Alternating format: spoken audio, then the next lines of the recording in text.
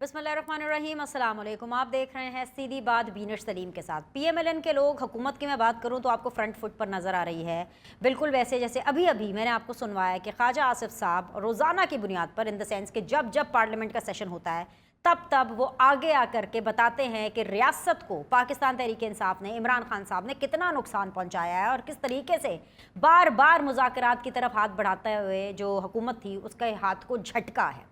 जहां पर हुकूमत हमें फ्रंट फुट पर नजर आ रही है, वहां पर अब मैं आपसे अपनी पर्सनल इतलात शेयर कर रही हूँ। हमारी इतलात के मुताबिक जो पाकिस्तान तहरीक इंसाफ है उसका बुरा वक्त मजीद बुरा होने जा रहा है। वो जो इमरान खान साहब को लग रहा था ना, और वो आके आप लोग को बता रहे थे कि बस 2 हफ्तों की गेम है, 2 हफ्ते के अंदर मैं सब कुछ ठीक कर दूंगा, सब सेट हो जाएगा आफ्टर 9 मई, तो वो जो 2 हफ्ते हैं ना, वो लंबे तरीन 2 हफ्ते होंगे इमरान खान साहब की सियासी करियर के, क्योंकि वो 2 हफ्ते ख़त्म होने का नाम नहीं ले रहे हैं। और इस दफ़ा मैं आपको बहुत बावसूख ज़राए से बता रही हूँ कि इमरान खान साहब और उनकी पार्टी के लिए कोई माफ़ी नहीं है। क्यों नहीं है? क्योंकि एक मरहला था जिसके अंदर हमने देखा कि तमाम लोग जो कि 9 मई के वाक़यात के अंदर मुलव्वस थे, लोगों को उकसाने में, जलाओ घिराओ इंतशार फैलाने में, उनके खिलाफ ना सिर्फ क्रैकडाउन हुआ बल्कि उनको अरेस्ट किया गया।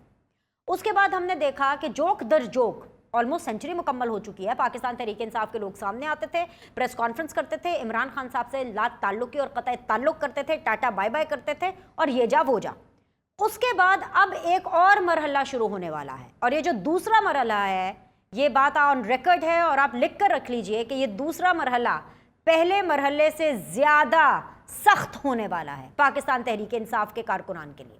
वो इसलिए क्योंकि अब वो मरहला स्टार्ट होगा जहां पर उन लोगों को पकड़ा धकड़ा जाएगा, उनके खिलाफ क्रैकडाउन किया जाएगा, उनके खिलाफ इंक्वायरी और उनको अरेस्ट किया जाएगा, जो कि 9 मई के वाकयात में मुलव्वस तो थे ही, लेकिन साथ ही साथ वो ऐसे लोग हैं जो कि इलेक्शंस में जीतने वाले लोग हैं, ऐसे लोग हैं जिनको पीटीआई का टिकट दिया जाता था कि ये लो भाई आपका टिकट, जाओ इलेक्शन में जाओ और चीर फाड़ के रख दो, और वो इलेक्शन जीत जाते थे। यानी कि वो कैंडिडेट्स होंगे अगले मरहले के अंदर टारगेट, जिनके बलबूते के ऊपर कोई भी पॉलिटिकल पार्टी, और इस केस में पीटीआई अपने आप को कहलवाती थी कि भाई ये है हम एक पार्टी। जैसे कि नाम ले लेती हूँ, फरूख हबीब साहब हैं टारगेट लिस्ट पे, उस्मान डार साहब हैं टारगेट लिस्ट पे। ये वो लोग हैं जो कि पीटीआई का फेस हैं, शुरू से पीटीआई में थे और इलेक्शंस भी जीतते रहे हैं। अगर मैं इधर लाहौर की, पंजाब की बात करूँ, ये इधर लाहौर की, तो मियां असलम इकबाल साहब हैं। तो ऐसे बहुत से नाम हैं और नोन फेसेस हैं जो आपको मजीद आगे चल के सामने नजर आने वाले हैं। लेकिन ट्विस्ट क्या है?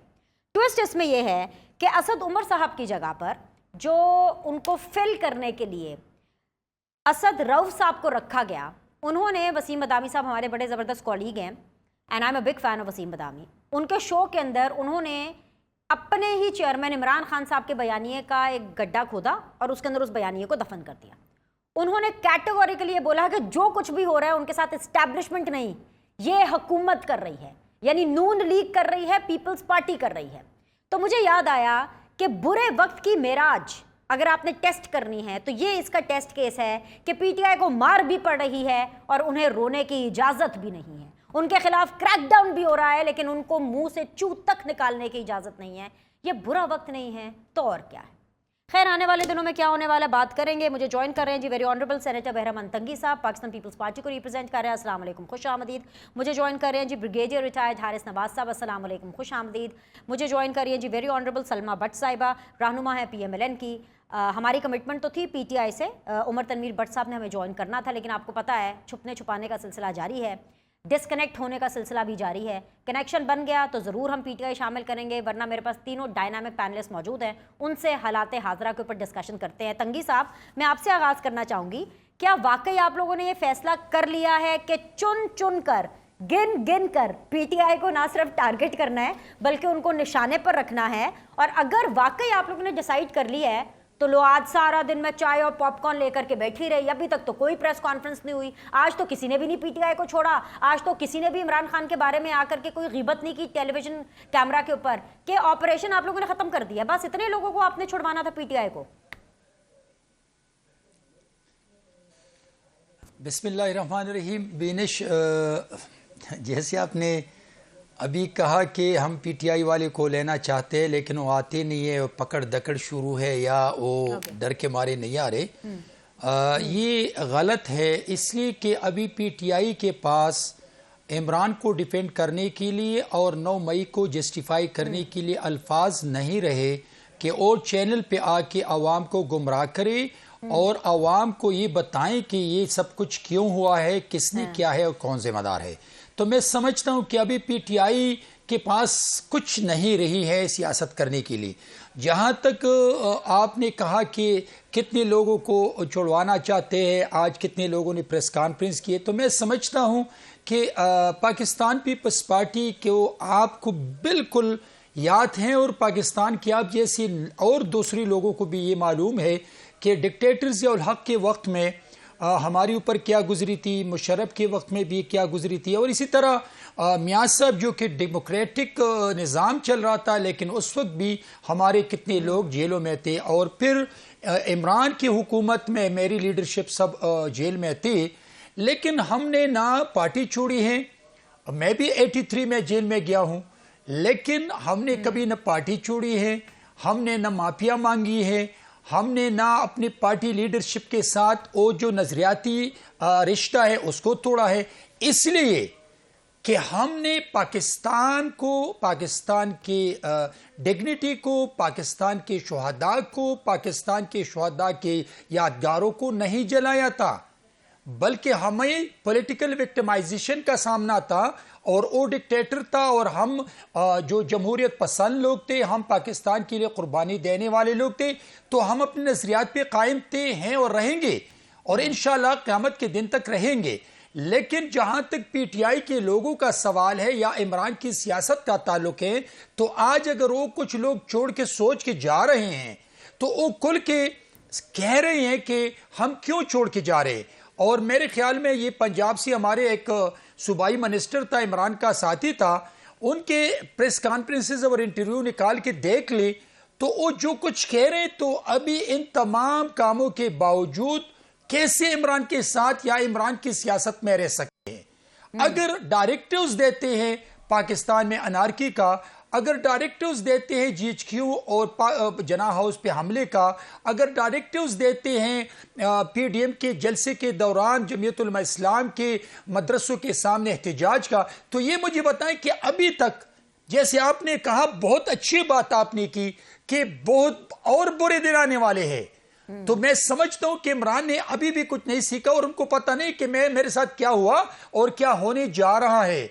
तो इससे ज्यादा होने इसलिए जा रहे हैं कि इमरान अभी भी इस चीज के दरपे हैं कि मैंने मुल्क को नहीं तोड़ा, मैंने फौज और आवाम को नहीं लड़ाया, अभी भी कुछ टाइम है कि मैं फौज और आवाम को लड़ाऊं, हजारों लोग मर जाएं और पाकिस्तान में जो मार्शल लॉ जाए, लेकिन इसकी ये जो आरज़ू है, इनकी जो ख्वाहिश है, ये पूरी नहीं होगी। ठीक है, मुझे मिल गया आपका पॉइंट, मैं वापस आती हूं। अल्लाह ना करे। हाँ, अल्लाह ना करे। बिल्कुल सलमा, बहुत बहुत शुक्रिया ज्वाइन करने के लिए। सलमा, दो चीज़ें हैं। सबसे पहले तो ये बता दें कि जितने भी पीटीआई के लोगों ने छोड़ी है पीटीआई, और वो आप लोगों ने छुड़वाई है क्योंकि जाहिर सी बात है हुकूमत का इसमें लेना देना है, उनमें से किसी ने भी आपको ज्वाइन नहीं किया, या आपने कैसी उनसे पार्टी छुड़वाई है कि उनसे आपने छुड़वा के सीधा ही अगले लोगों को घर भेज दिया? हाँ, बाकी किसी ने पीपल्स पार्टी तो ज्वाइन की है, लेकिन नून लीग नहीं। मतलब आप लोग उन छोड़े हुए कारकुनों की भी लिस्ट में नहीं है, तो वेयर इज पीएमएलएन? मैं तो ये पूछूंगी, नून लीग खड़ी कहाँ है? सियासत नहीं करनी, इलेक्शन नहीं लड़ने हैं। जी बहुत शुक्रिया बिनीश। अल्हम्दुलिल्लाह नून लीग बिल्कुल साबित कदम खड़ी है। नून लीग इस वक्त पाकिस्तान की सबसे बड़ी सियासी पार्टी है, और नून लीग वो पार्टी है जिसने पिछले 4-5 सालों में बदतरीन इंतकाम, जो सियासी इंतकाम है, उसको झेला। लेकिन आपने देखा, अभी वो मेरे भाई भी बात कर रहे थे पीपल्स पार्टी से, कि जो ऐसा नहीं है कि इससे पहले सियासी जमातों के लिए सारा एक बेड ऑफ रोजेस था जिस पे वो सियासत करते आए पिछले 75 सालों में। यहाँ पे सियासी तारीख अगर उठा के देखे जाएं तो यहाँ पे बहुत बहुत मुश्किलात। किसी को शाही किला मालूम है कि वहाँ रहने का मतलब क्या होता था? किसी को मालूम है कि लांडी जेल का मतलब क्या होता है? किसी को मालूम है कि अटक किले का मतलब क्या होता है? किसी को, इन पीटीआई के लोगों से अगर मैं पूछूं तो किसी को मालूम है कि अडयाला जेल और कोट लखपत जेल जो है उसकी सोबतें क्या है, जो उठाते रही पिछले माजी में पोलिटिकल पार्टीज, और किस चीज के एवज उठाती रही बिनिश? तब वो बात पहले, अगर मैं पॉलिटिकल पार्टीज की बात करूं, पीएमएलएन की बात करूं, या माजी में पीपल्स पार्टी की भी बात करूं, तो ये कहती थी, जो वो खड़ी होती थी डिक्टेटर के सामने, कि आप आके आमिर को कह रहे होते थे कि आमरियत ना आए, जमहूरियत आए, जमहूरियत के हक में खड़ी होती थी। आयन की बालादस्ती के लिए खड़ी होती रही, सिविल सुप्रीमेसी के लिए खड़ी होती रही, वोट को इज्जत दो का नारा लगाती रही। हाँ, और ये कहती रही कि इदारों को अपने अपने आईनी जो उनका डोमेन है उसके अंदर रहकर काम करना चाहिए। आप देखें ये सारी चीजें किस तरफ लेकर जाती हैं। ये एक मस्बत रुझान है जिसके लिए फाइट रही पॉलिटिकल पार्टीज की, और ये पॉलिटिकल पार्टीज का राइट था ये फाइट करना, क्योंकि वो अपनी जगह मांग रही थी, वो अपना हक मांग रही थी, और वो अपने इस मुल्क में अपना किरदार अदा करना चाहती थी जो आइन और कानून उनको देता है। वो पार्लियामेंट की बालादस्ती की बात करती रही। अच्छा, और लिहाजा वो सियासी इंतकाम का निशाना बनती रही। लेकिन मुझे नहीं लगता कि इमरान खान ने जो कुछ किया है पिछले 1 साल में और गुज़श्ता सालों में भी बतौर वजीर आज़म भी और उससे पहले भी, उसका मुआजना सियासी जिदोजहद के साथ बनता है, कोई मुआजना नहीं है। इमरान खान ने सियासी जिदोजहद नहीं की, इमरान खान की आज भी सियासी जिदोजहद नहीं है। इमरान खान की एक जिदोजहद थी कि मैं एक जिद्दी बच्चा हूं और मैं जो हूं, मुझे इक़्तिदार चाहिए, मुझे इक़्तिदार हासिल करने के लिए पहले जो भी करना पड़ा मैं करूंगा, जिस भी साजिश का हिस्सा बनना पड़ा मैं बनूंगा। मैं RTS मेरी खातिर आप बिठा दें, मेरी खातिर आप लोगों को पकड़ दकड़ करके अंदर कर दें, मेरी खातिर आप लोगों इलेक्टेबल्स इकट्ठे कर दें। मैं याद दिलाना चाहती हूँ लोगों को कि जब पाकिस्तान में 2008 के इलेक्शन से 2013 तक और 2013 से 2018 तक जो ट्रांसफॉर्मेशन हुई थी असेंबली टू असेंबली और टेन्योर 2 असेंबलियों के पूरे हुए थे, वो एक जो ट्रांजिशन जो थी जमहूरियत की इतनी अच्छी रिवायत पड़ी थी जिसमें इलेक्टेबल्स बहुत वीक हो गए थे। और अगर ये जाती रहती रिवायत तो इलेक्टेबल्स, आज हमें इलेक्टेबल्स कहीं शायद नजर ना आ रहे होते, उनको जगह ना मिल रही होती कहीं पे। इमरान खान ने 2018 में इलेक्टेबल्स को नई जिंदगी दी, इलेक्टेबल्स के अंदर नई रूह फूंकी इमरान खान ने, और इसीलिए अगले मरहले के अंदर आप उन्हीं जीतने वाले कैंडिडेट्स को टारगेट कर रहे हैं। नहीं, हम टारगेट नहीं करें, हम टारगेट नहीं करें। करने वाले मुस्लिम लीग आज जो आप मैं एक सादा बात करना चाहती हूँ। आपने बात की कि इमरान खान साहब के जो नए तर्जुमान आज आए हैं मंजर आम पर, जो उन्होंने गुफ्तगू की, जिस तरह से वो बच्चों की तरह बैठ के कह रहे थे कि नो एस्टेब्लिशमेंट, नाम नहीं लेना, सिर्फ हुकूमत, सिर्फ ये, और जिस तरह से जवाब दे रहे थे पता चल रहा था कि उनके पास कोई बात नहीं करने के लिए। आप यहीं से अंदाजा कर लें कि PTI की और इमरान खान की इस वक्त सूरत हाल क्या है। आप उनके तर्जुमान जो है it says all about PTI situation. और दूसरी तरफ PMLN को खुदा ना खास्ता PMLN को क्या जरूरत है कि वो PTI के बंदे तोड़े। PTI ने 4 साल ये पूरी कोशिश करके FIA और NAP की इस्तेमाल करके सियासी जमातों को तोड़ने की कोशिश कर ली ना। मुझे आप बताएं क्या हमारे लोग राना सनाउल्लाह जो हैं उनको मौत की चक्की में रखा और उनको 15 किलो आपने हीरोइन डाली कि नहीं डाली? लेकिन उन्होंने पहले दिन कहा कि मैं अगर नवाज शरीफ के साथ पहले 100% था तो मैं 1000%। वो इमरान खान साहब ने डाली थी जी, वो केस इमरान खान साहब ने डाला था। इमरान साहब की हुकूमत में डली थी ना। हाँ। इस बात से इनकार नहीं किया जा सकता ना। ठीक है, ओके। और दूसरी बात ये है कि हमें जरूरत नहीं है इस बात की। हाँ। इनकी जो पार्टी के लोग छोड़े, और इमरान खान के साथ किसी ने कुछ नहीं किया। इमरान खान ने अपने साथ सब कुछ खुद किया है। इमरान खान के अपने स्टेप्स लिए हुए उनको आज यहाँ पर लाकर खड़ा कर। ये बात ठीक है कि जो भी बुरा वक्त इमरान खान साहब के ऊपर है वो उनकी वजह से है। ब्रिगेड साहब, मुझे यहीं से इस चीज का आगाज करना है कि अगला मंजरनामा, ब्रिगेड साहब मुझे तो साफ साफ नजर आ रहा है, मुझे बता दीजिएगा अगर मैं कुछ गलत देख रही हूं, और अगर ऐड करना चाहते हैं तो 100 बिस्मिल्लाह, प्लेटफॉर्म हाजिर है। आपको बुलाया इसीलिए है कि मजीद मंजरनामा हमारा साफ हो जाए। सर, जिस तरह से 2018 का इलेक्शन माइनस नवाज शरीफ के था, अब जो इलेक्शन होने वाला है, जब भी हो, लेकिन चले हाइपोथेटिकली स्पीकिंग अगर अक्टूबर में हो रहा है तो वो माइनस इमरान खान साहब होगा।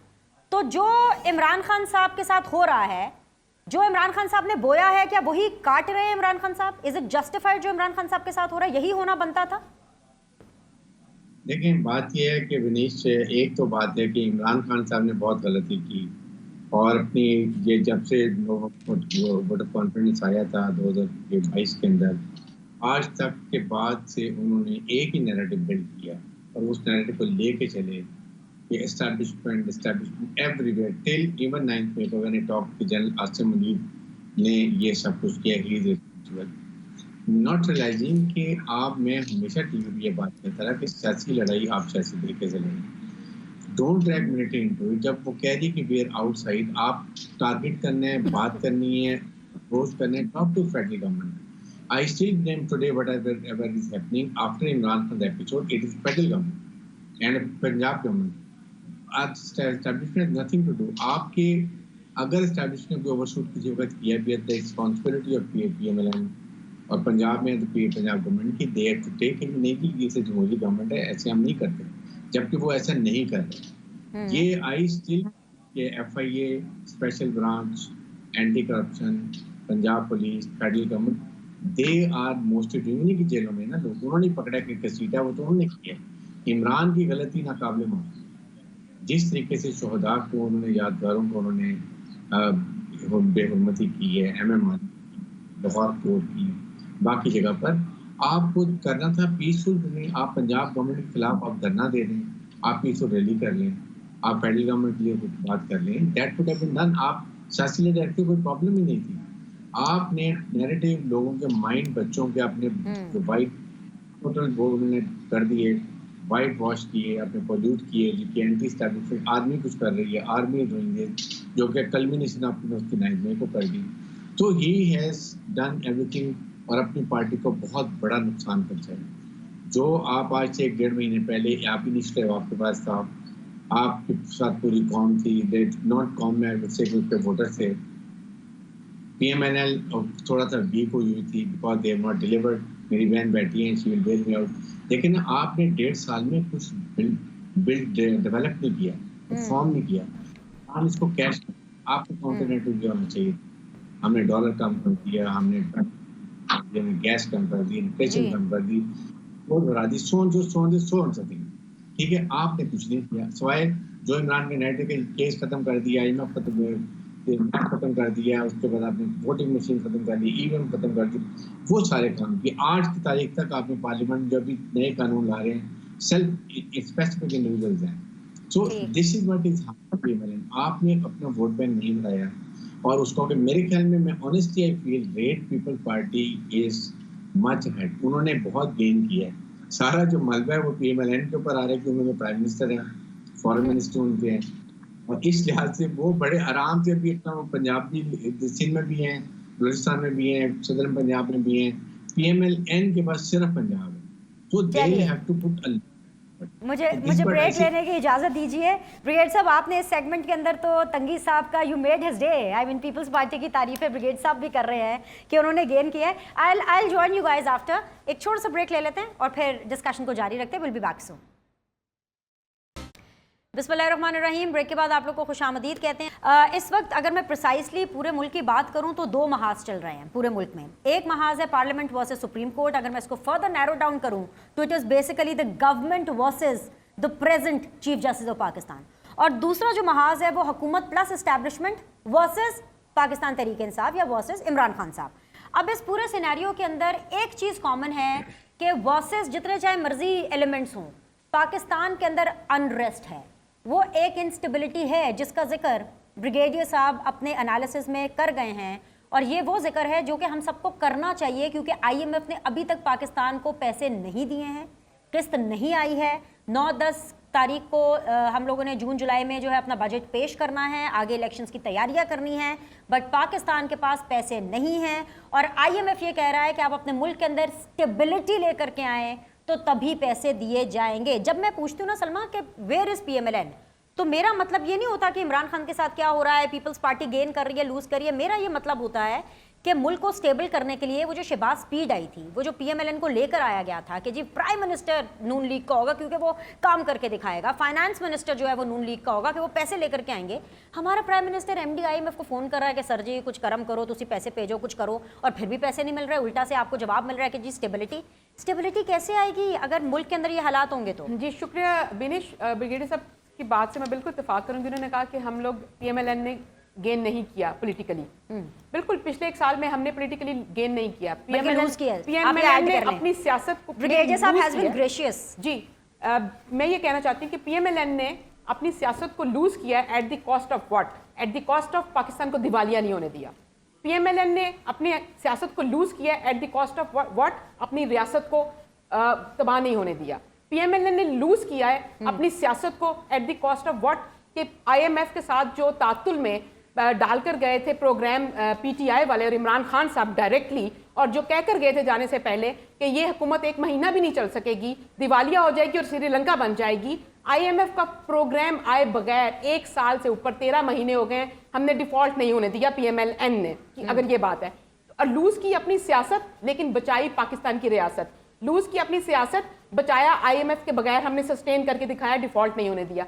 PMLN ने बिल्कुल अपनी सियासत लूज की। हमने क्या बचाया? हमने अपने मुल्क के अंदर एक जो कंसेंसस है, पॉलिटिकल कंसेंसस, उसको बचाया। हम इत्तेहादी जमातों को, 11 जमातों के इत्तेहाद को साथ लेकर चल रहे हैं। और आपने जो बात की कि PMLN बाहर बैठी है, जी, PMLN बड़ी पार्टी है, जी, वोटर पॉलिटिकल, सपोर्टर तो वो है एक उनके। सियासी जमात होती तो वो आज अपनी कम्युनिटी के साथ होती। वो एक सियासी जमात होती तो उसकी कम्युनिटी सियासतदान होते। वो सियासी जमात होती तो वो इस वक्त सियासी एरेना के अंदर होती। वो एक सियासी जमात नहीं है। सियासी जमात के लिबादे में वो एक, पहले जब प्राइम मिनिस्टर थे, याद होगा, उन्होंने कहा मैं हाथ मिलाना पसंद नहीं करूंगा।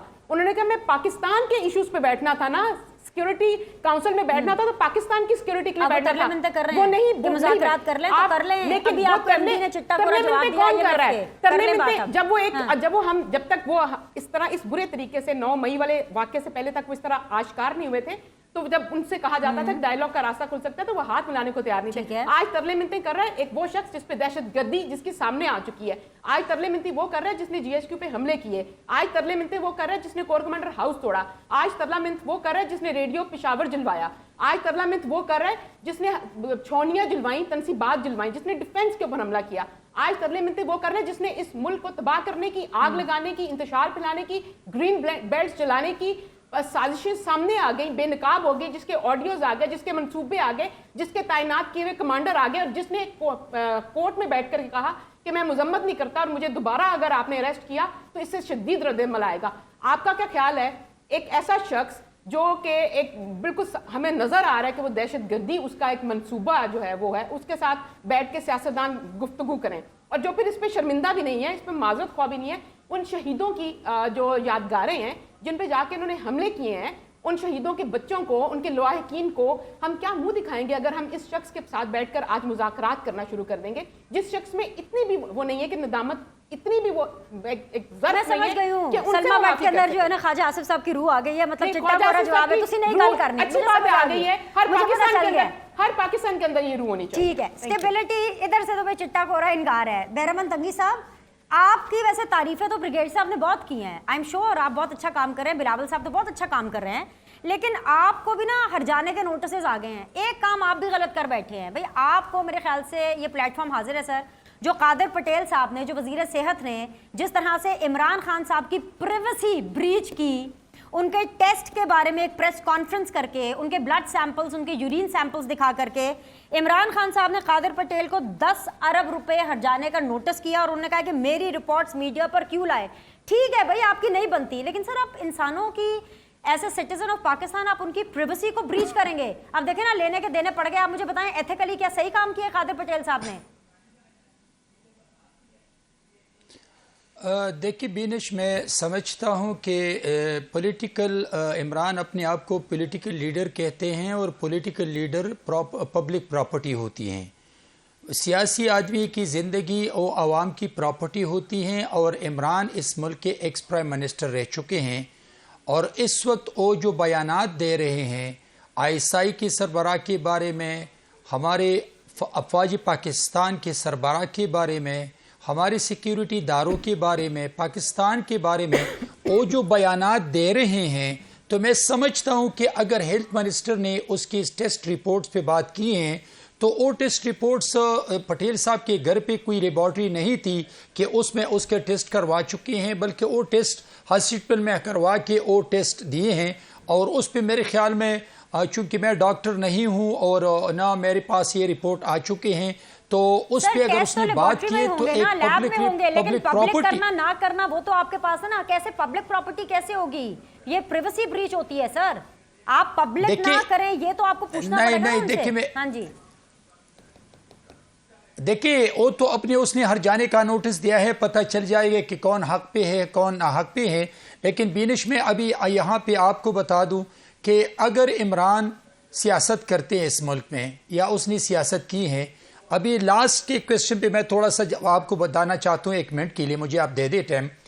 देखिए जब हमने उनको मुज़ाकरात के लिए कहते थे, वो उस वक्त प्राइम मिनिस्टर थे, वो पार्लिमानी निज़ाम को पार्लिमान के अंदर बैठ के as a prime minister, not PTI prime minister बल्कि पाकिस्तान के प्राइम मिनिस्टर के तौर पे हम पूरी दुनिया को पेश करना चाहते थे कि आए पार्लिमानी निज़ाम में बैठे और सबको ऑन बोर्ड ले, दुनिया को मैसेज दे दे कि पार्लिमान आपके साथ है, न कि PTI मैनेज।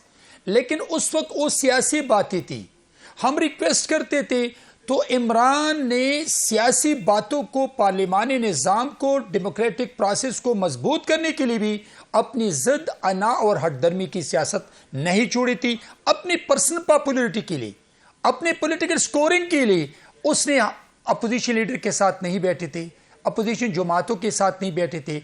आप जैसे लोग जब उन पर कंस्ट्रक्टिव क्रिटिसिज्म करते थे, जब ब्रिगेडियर जैसे लोग आके टीवी पर तजिया करते थे, तो वो तमाम उनके दुश्मन थे और उनको उसने उन तमाम बयानात और फुटेज से और मतलब कि उन तजिए से उसने कुछ नहीं सीखा, बल्कि उनकी ये सोच थी कि मैं अक्ल कुल हूं।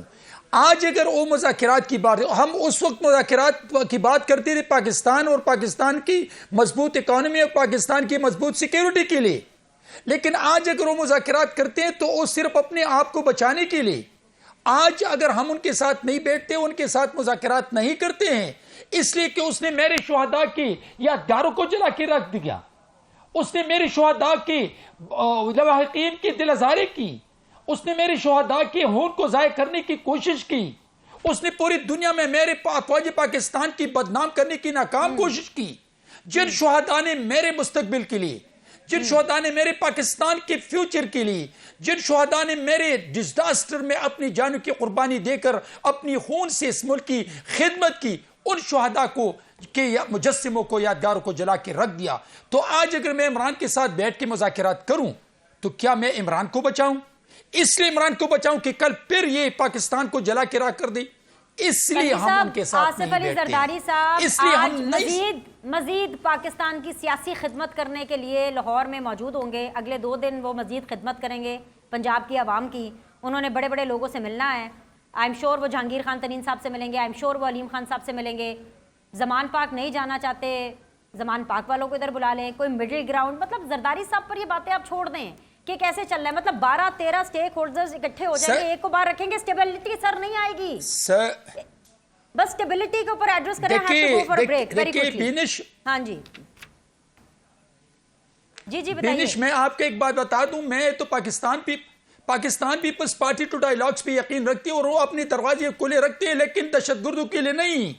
अफवाज पाकिस्तान पे हमलों वालों के लिए हमने दरवाजे नहीं खुले हैं।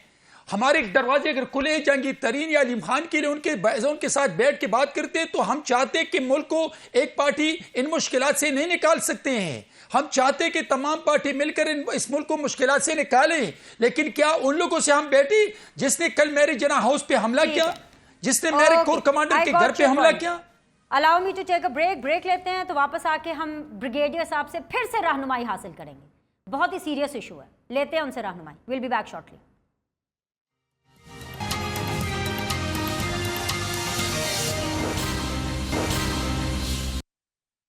वेलकम बैक जी। ब्रिगेडियर साहब, थोड़ी सी कन्फ्यूजन है और मेरे जैसे लोगों के अलावा और भी बहुत से लोग हैं जिनको कन्फ्यूजन है, क्योंकि राना सनाउल्लाह साहब को मैं सुन रही थी, मेरे वज़ीर दाखिला हैं, बड़ी पावरफुल पोजीशन पर हैं और बहुत पावरफुल आदमी हैं।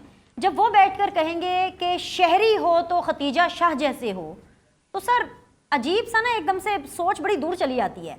क्योंकि हमें ये बताया गया है, एंड हमें ये बताया ऑफ कोर्स राना सनाउल्लाह साहब ने बताया है कि भाई जितना प्रेशर खतीजा शाह साहिबा के हवाले से एस्टैब्लिशमेंट से आ रहा है, कहीं और से उतना नहीं आया। मतलब मैं तो वाकई कहूँगी कि शहरी हो तो खतीजा शाह जैसी हो, कि पहले जब उनके ऊपर क्रैकडाउन होना था और ये अफवाह गर्म हो रही थी, तो पहले प्राइम मिनिस्टर हाउस तक बीच में इन्वॉल्व था कि किसी तरह बस बचत हो जाए। और अब ये पता चल रहा है कि एस्टैब्लिशमेंट से भी सिफारिशें आ रही हैं कि भाई खतीजा शाह साहिबा के ऊपर हाथ हौला रखें। और इन रिटर्न ये कन्वे किया गया, जो कि राना सनाउल्लाह साहब ने हमें बताया, कि basically one man and that is the army chief, उन्होंने डिसाइड किया कि नहीं भाई, नो मर्सी पॉलिसी, माफी नहीं होगी। देखिए, बात यह है कि आर्मी चीफ की तो बिल्कुल पॉलिसी है कि we will not interfere. Establishment ये पॉलिसी है, वी विल नॉट इंटरफेयर। ये प्रेशर आना, ये राना सनाउल्लाह को कुछ सोचना चाहिए कि क्या किधर से आता, और अगर प्रेशर आता तो क्या इसे सस्टेन करते। इसलिए प्रेशर बिल्कुल नहीं आया। ये पंजाब गवर्नमेंट, फेडरल गवर्नमेंट का डिसीजन है, जिसकी वजह से और अगर उन्होंने ऑफेंस किया है तो she should face the music policy, इसमें तो कोई डाउट नहीं है। लेकिन बात यह है कि देखिए, जो भी हम बात करें, इमरान खान साहब ने जो 2-3 गलतियां इसके बाद भी की हैं। अगर 9 मई को ये ऑन एयर आते और आगे कहते कि आई अनकंडीशनली अपॉलोजाइज फ्रॉम शोहदास फैमिलीज, पाकिस्तान मिलिट्री और आवाम से कि दिल आज़ारी में बिल्कुल मैं एक्सेप्ट करता हूँ and as a leader I own all responsibility. जो कुछ हुआ है मैं इसके लिए तैयार हूँ, मुझे से जो आप कोशिश करनी करें। दैट एटलीस्ट इनको पॉलिटिकल पार्टीज को भी ये होता है कि चले कौम से माफ़ी मांगी, जो साहब डाल सब ने बात की है कि अगर माफ़ी मांगी तो देन वी विल कंसिडर। क्योंकि पीपल पार्टी को मैंने देखा है कि उनकी डेमोक्रेटिक माउंट बहुत ही बेहतर है। मैं honestly as a citizen Pakistan कह रहा हूँ। तो इवन बिलावल भुट्टो साहब ने और उसके बाद जरदारी साहब ने ये बात की कि मुज़ाकरात के रास्ते खुलने चाहिए, क्योंकि जितने मर्जी दुनिया में लड़ाइयाँ हुई हैं, world war 1, 2, 3, you have to sit and find. आपके सामने भाई वर्ल्ड बैंक ने क्या कहा, वॉइस ये नौबत क्यों आनी चाहिए? हम अपने मिसाल जब फौज अलहदा है तो क्या हमारे सियासी लीडरों को ये बताने की जरूरत है कि हम बहुत जिम्मेदार हैं, हम अपने फैसले आवाम के लिए कर सकते हैं, आपने हमें चुना है तो हमारी रिस्पॉन्सिबिलिटी है। बैठते पूरे साल का मसला करते कि आपने इलेक्शन बेशक अक्टूबर में कराएं, बट अवाम को इबाम से निकालेंगे। बजट कब होगा, बजट आई में बढ़ने का क्या रोल है, वो नहीं कोई। आप ये देखेंगे जितने आपके सामने जितने कैबिनेट के डिसीजन हुए हैं, मीटिंग हुई हैं, पार्लियामेंट की हुई हैं, कहीं एक बात भी अवाम की भला के लिए या उनकी या उनको रिलीफ देने के लिए कोई बात हुई है, सवाए parliament, chief justice, cabinet, parliament, ये आपस में खेला जा रहा है। This is not required. It people of Pakistan, हम सब पाकिस्तान के लिए बैठे हुए। पाकिस्तान है तो हमें, इसलिए हमें जल्दी से जल्दी अवाम खत्म करना है, ये हिजान तरबियत करनी है, पॉलिटिकल इंस्टेबिलिटी खत्म करनी है, इकोनॉमिक रिवाइवल करना है। इसके लिए हमें पॉलिटिशियन को बैठना है ना, कि सवाल तो नहीं बैठना। एब्सोल्युटली। आप ये फौज है आपकी, वही बात है कि इमरान की सबसे फौज से बात करेंगे, why you should talk to फौज? चीफ आर्मी साहब is not interested politician, he is told so you should have contacted. आप टीम बना दी, उसके बाद आपने सडनली कह दी 14 मई के बाद में रिजॉल्व करें। अब क्या फायदा? When you are on a weak wicket you can't negotiate. Now PDM is on a driving seat and you have to accept their so many things.